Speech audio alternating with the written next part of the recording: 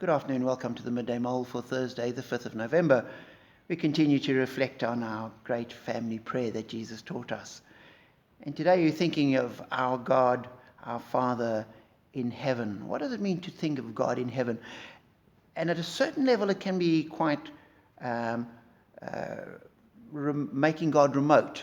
Heaven's up there, out there, wherever heaven is, but we're on earth. And so our God is in heaven, he's away from us, we're here, he's there. There's a separation. But in actual fact, in a certain sense, talking about God in heaven would make him present everywhere. Because in Jesus' day, when gods were immanent, they were bound to a temple. You'd go to this temple, the temple of Zeus, and offer a sacrifice there.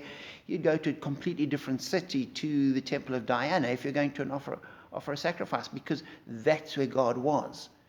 And so when gods were in the earth, they were restricted. So if you went to a different city, you needed a different god. If you went to a new country, you needed new gods because the old gods were stuck in the old country.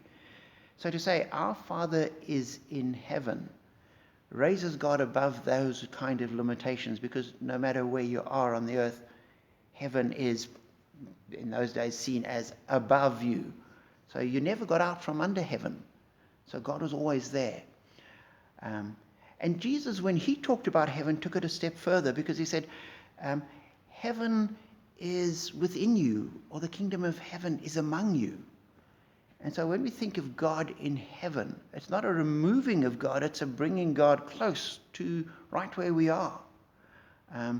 And so we have this ongoing tension of heaven above us and everywhere, heaven within us and where we are.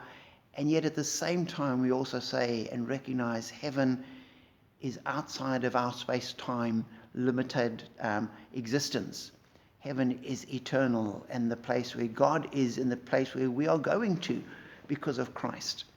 And so our Father in heaven, in a sense, it's also one day we will be there. We will gather with the multitudes round the throne.